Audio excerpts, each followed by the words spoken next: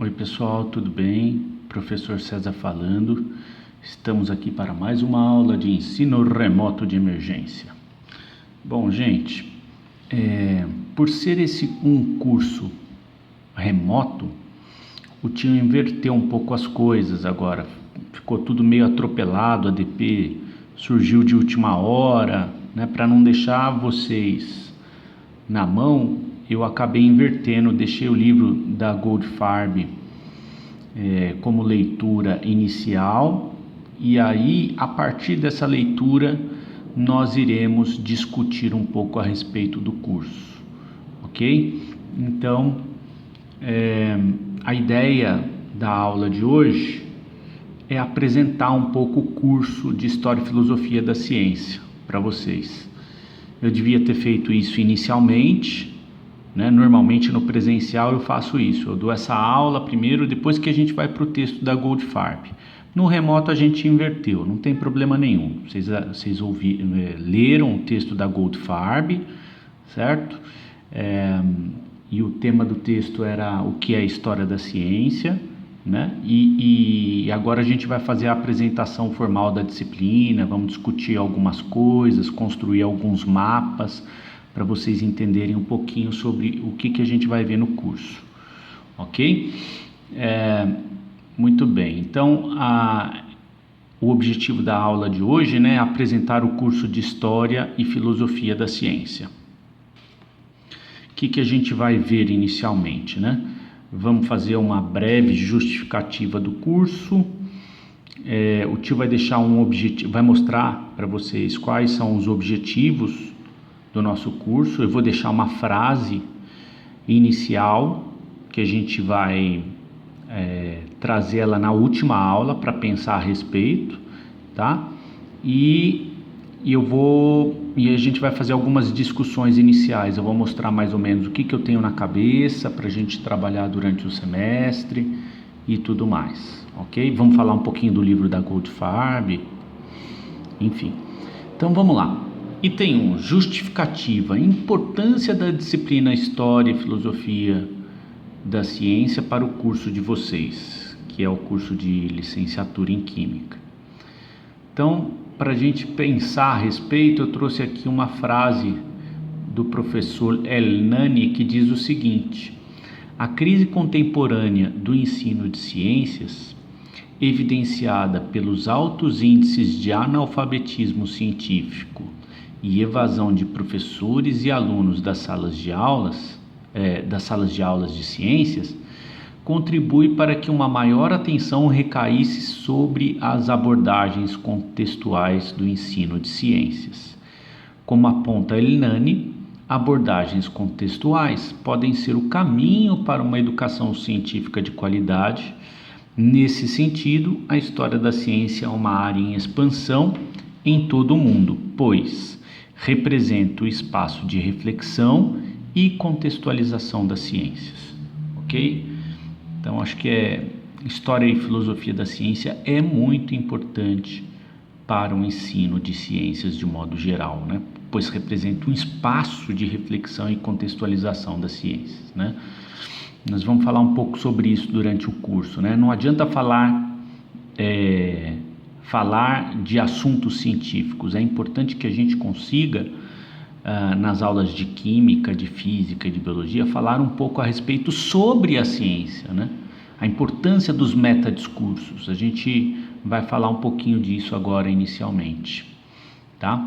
Quais são os objetivos da disciplina, gente? Bom, nós não temos grandes objetivos, porque eu não espero que você saia daqui um especialista em História e Filosofia da Ciência. Não é esse o propósito da disciplina. O propósito da disciplina é que você saia daqui com algumas ferramentas, né? Isso é um curso introdutório.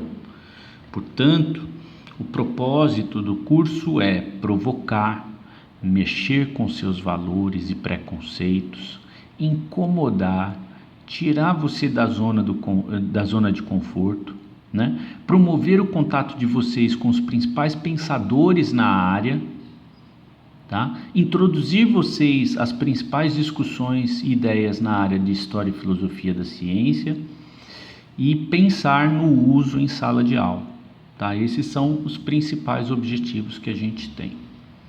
Bom, e aqui eu vou deixar a frase, né? Que é o seguinte: a maneira mais popular de compreender a ciência através dos tempos era encarando-a como um processo contínuo, linear e invariavelmente progressivo, direcionado à busca da verdade e à superação dos erros, dos preconceitos e dos dogmas do passado, né? Então essa é uma frase inicial que eu vou deixar aqui. No último dia de aula a gente vai retomar essa frase, né? Essa frase ela conforta um pouco o nosso espírito, né? E ela é meio que uma caricatura do senso comum a respeito da forma como a gente pensa a ciência, né? Então é uma frase inicial aí. No final do semestre a gente volta nela. Bom, por último agora, como prometido, vamos fazer algumas discussões iniciais, né? Então, para o item 3, vamos aqui para a folhinha. Item 3.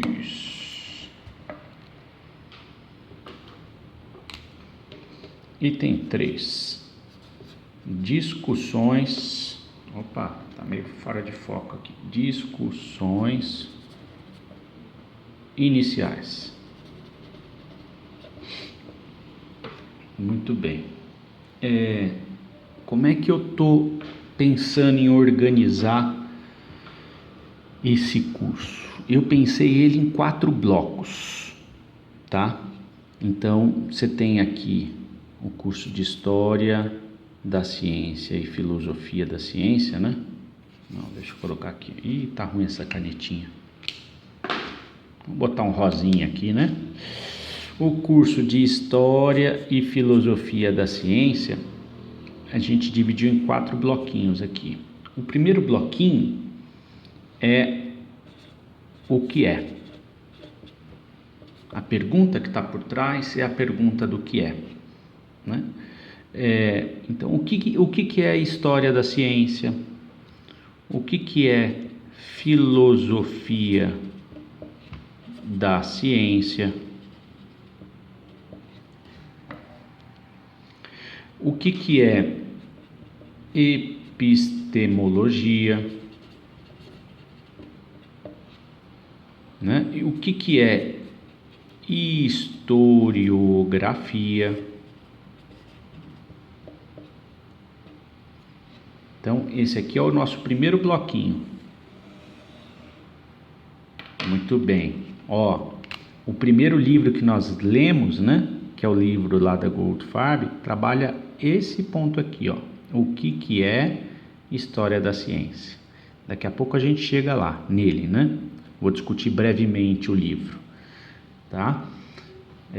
Mas perceba que não é uma mera definição de bar. Ah, eu acho que história da ciência é isso. Não, a moça escreveu um livro só para dizer o que é história da ciência, para a gente pensar a respeito do que é história da ciência, tá? Então nós vamos fazer algo parecido para a gente pensar a filosofia da ciência, epistemologia, historiografia, né? A ideia é que você saia desse primeiro bloco entendendo o que é filosofia da ciência, o que é epistemologia, historiografia, filosofia da química, história da ciência, tá? Todos esses são metadiscursos, ok? Uma vez feito isso, no primeiro bloquinho, o que é que a gente vai fazer no curso de História e Filosofia da Ciência? Nós vamos para o segundo bloquinho, que também a perguntinha que está por trás é a perguntinha o que é. Só que aí a pergunta é o que é ciência? O que é tecnologia? Tá? Então vai ser bem legal. Nós vamos se questionar o que é ciência e o que a gente vai utilizar como referencial para pensar a ciência? A filosofia da ciência. Tá? Então nós vamos trazer autores dentro da área da filosofia da ciência para pensar o que é ciência. Então não vai ser uma mera definição de bar. Não, nós vamos pensar o que é ciência à luz desses metadiscursos, né? Nós vamos pensar o que é tecnologia utilizando um texto de história da ciência para refletir o que é tecnologia. Ok? Então, a ideia é, num primeiro momento, que você entenda o que são esses metadiscursos e a importância deles para pensar a ciência, para pensar a tecnologia. Perfeito? Muito bem. Feito isso, cumprido esses 2 bloquinhos, nós vamos para o terceiro. Aí a perguntinha muda, né? A perguntinha não vai ser mais o que é, e sim o como fazer. Como fazer história da ciência, né? E aqui também a gente vai refletir um pouquinho sobre a importância para o ensino. Isso é muito importante para a gente que vai dar aula, né? A importância. Qual que é a importância dos metadiscursos para o ensino de química? Tá? Não é só da história da ciência, mas dos metadiscursos de modo geral. Beleza? E o último bloquinho, o que é que a gente vai fazer?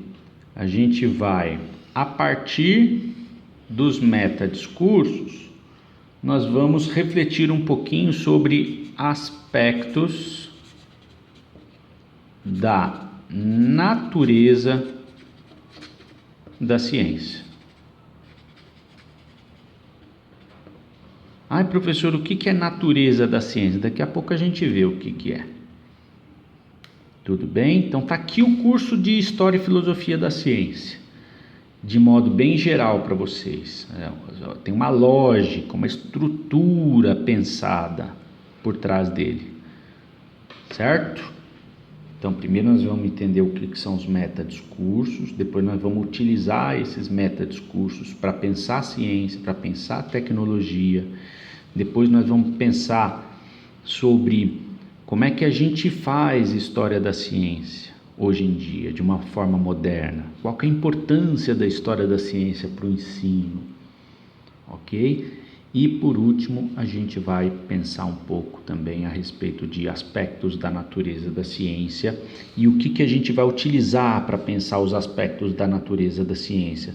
Nós vamos utilizar como ferramenta os grandes autores da história e filosofia da ciência, da epistemologia, ok?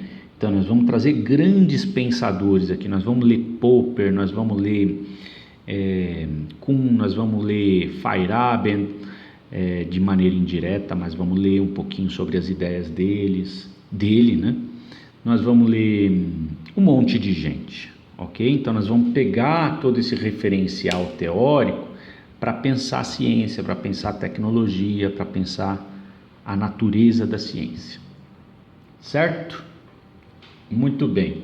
Então, entendido como é que vai ser o nosso curso, e detalhe, né? Grande parte dele vai ser replicado o semestre passado. Por enquanto, essa parte inicial, o tio vai trazer uma parte mais nova, né? Então, a partir de um certo ponto, a gente vai estar só replicando o semestre passado. Muito bem. Então, a ideia agora é vamos falar um pouquinho sobre o livro da Goldfarb, que é o que é História da Ciência. Certo?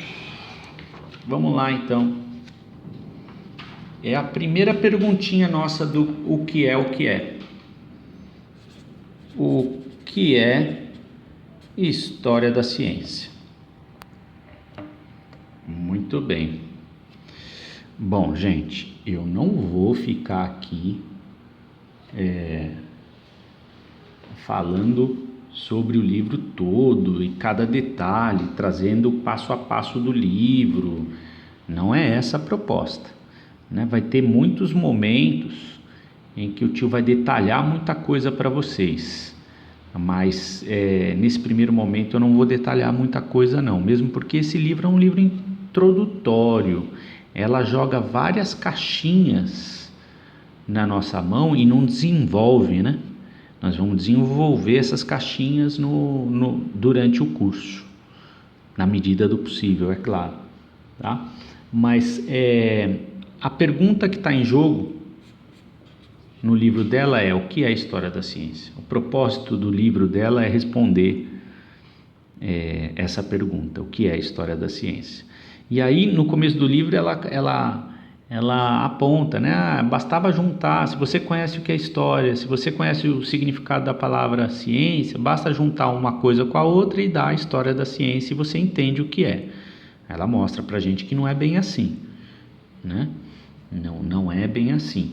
E aí, uma coisa que eu achei muito curioso no livro é a estratégia da autora para tentar explicar para a gente o que é a história da ciência. Eu não sei se vocês repararam, mas a autora resolve contar para a gente a história da ciência, né?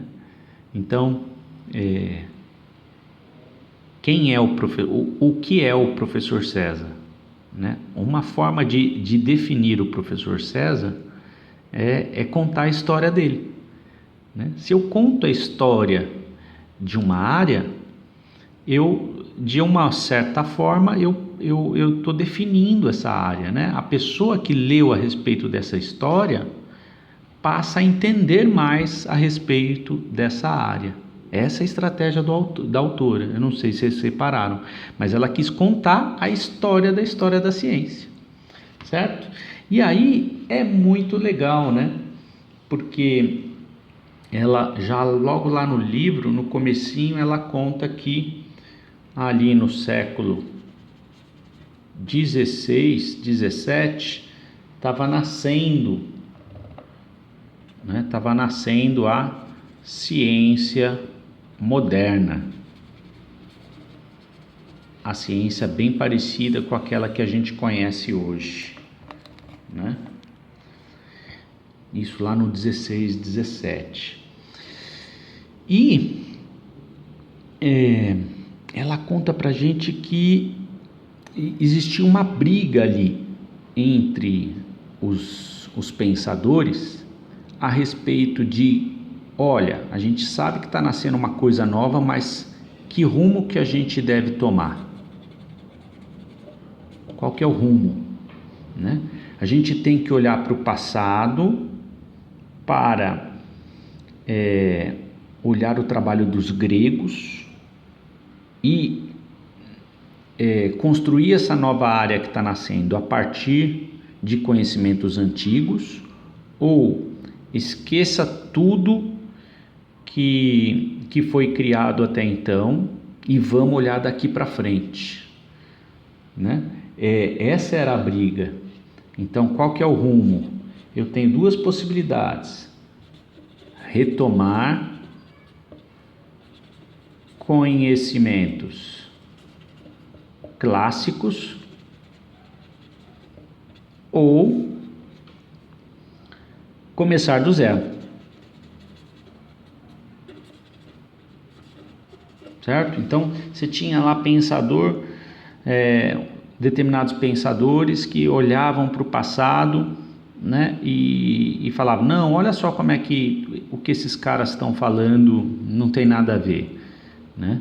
E existiam pensadores que olhavam para o passado e falavam: não, olha só quanta coisa legal que esses caras estão falando, né? Então, perceba que o olhar é histórico, né?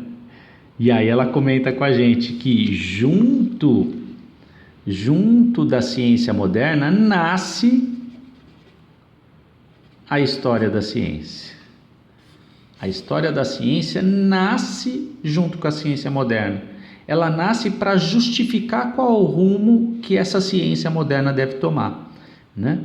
Então, existiam pensadores que olhavam para o passado, ou seja, tinham um olhar histórico, olhavam para o passado E aí tinham aquele olhar, sabe, manja aquela história de olhar, tem gente que olha pro copo que está pela metade de água e enxerga a metade cheia, e tem gente que enxerga a metade vazia, né? Então é bem o que está acontecendo aqui, né? Os camaradas, os pensadores, olhavam para o passado e falavam: olha quanta besteira que esses caras estão falando, né? E existiam outros que olhavam para os mesmos textos e interpretavam de uma maneira diferente, né? Ou pensavam os dados de uma maneira diferente, né? E olhava para o passado e falava: nossa, olha quanta coisa legal que eles falam, tá? Então a história da ciência, ela nasce nesse momento, ó.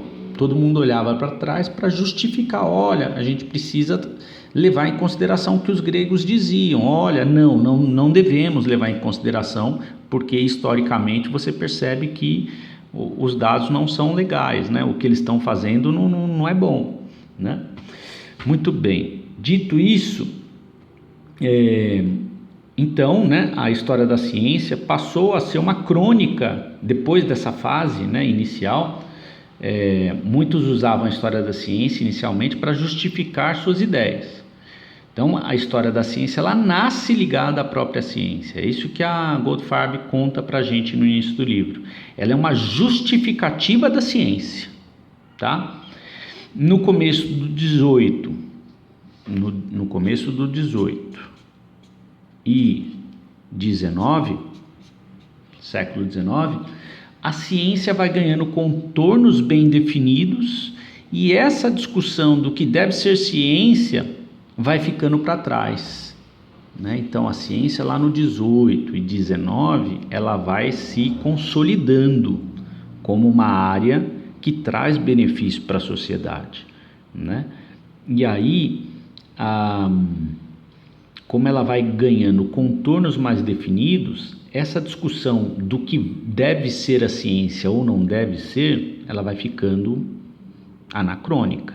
Então, a história da ciência passa a ser uma crônica interna da ciência, para ajudar no ensino e mostrar o que era certo, o que era errado.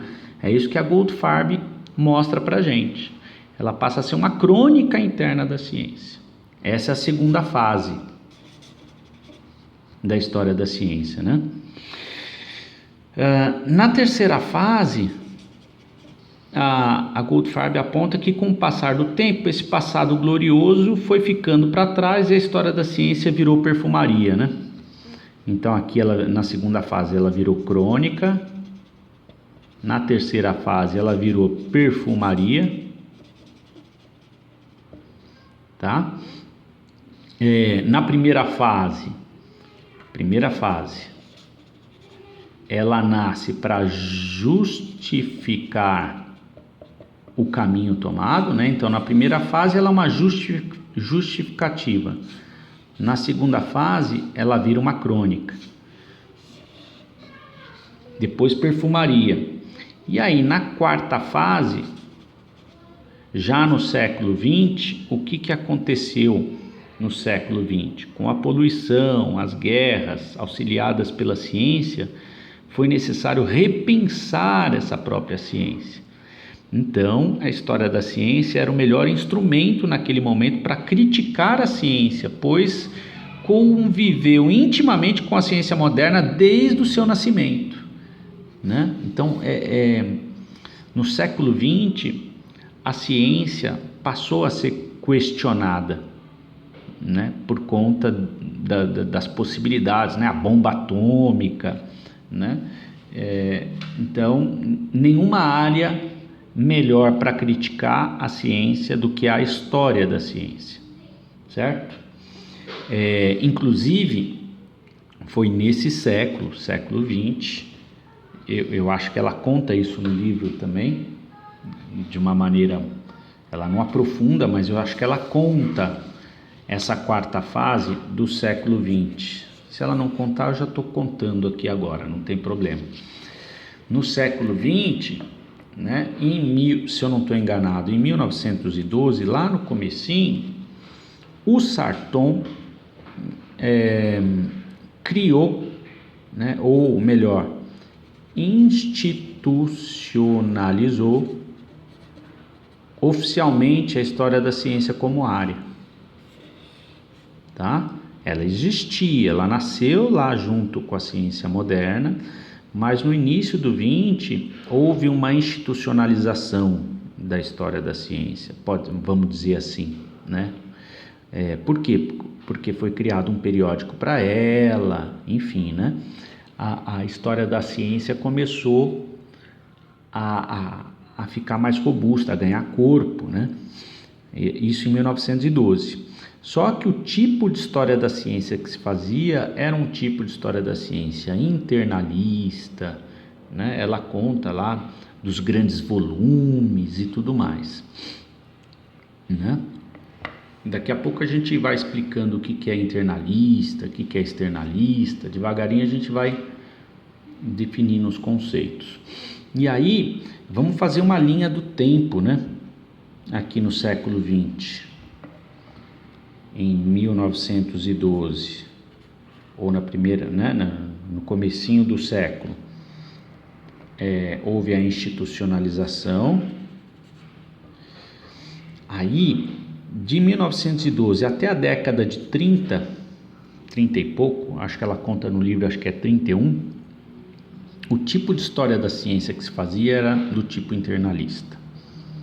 Tá? Vai ficar mais claro isso com o tempo. À medida que o curso vai avançando, vocês vão entendendo isso.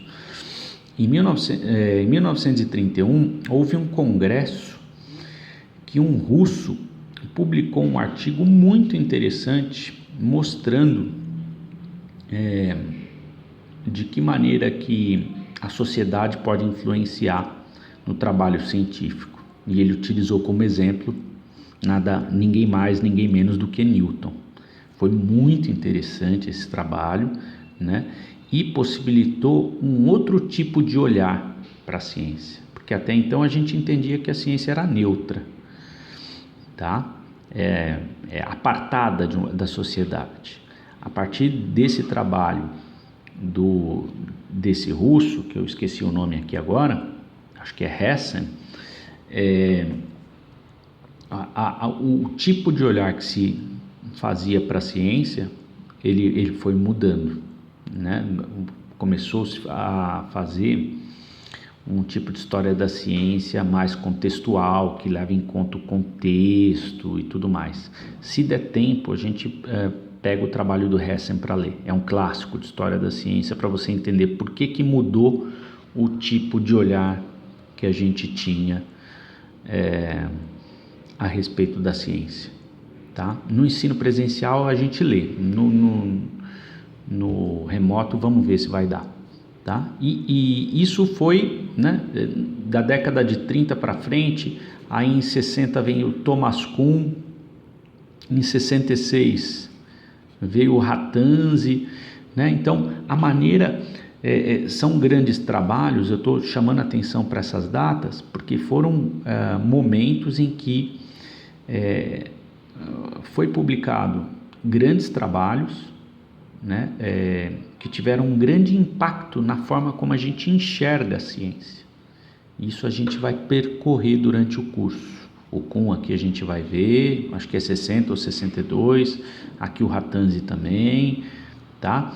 Então, a forma como a gente olha para os textos de ciência, ela foi mudando no decorrer dos séculos, ou melhor, no decorrer das décadas. Tudo bem? Ficou claro? Todo mundo entendeu o que é a história da ciência a partir da leitura do livro? E espero que vocês tenham entendido o que é a história da ciência como área, né? Ela nasceu lá junto da própria ciência e da ciência moderna, tá? Ela nasceu com o propósito de justificar qual caminho. Depois ela foi perdendo força, perdendo importância.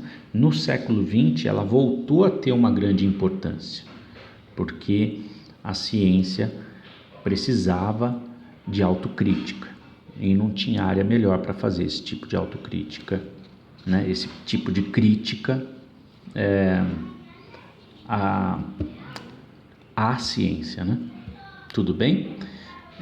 Eu não vou detalhar o livro, o que é que a gente vai fazer aqui agora, tá? Eu vou deixar a lição de casa, eu vou deixar mais alguns, acho que o propósito foi cumprido, se você leu direitinho.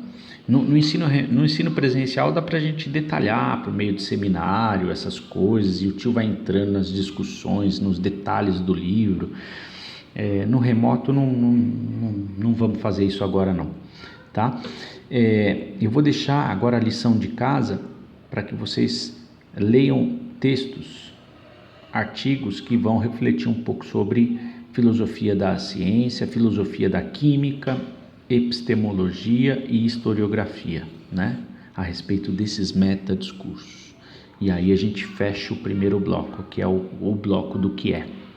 O que são esses metadiscursos e aí depois a gente vai utilizar os principais autores dessas áreas para pensar o que é ciência, o que é tecnologia, né? Para pensar história da ciência e ensino, para pensar ciência e ensino, para pensar aspectos da natureza da ciência, enfim, tá?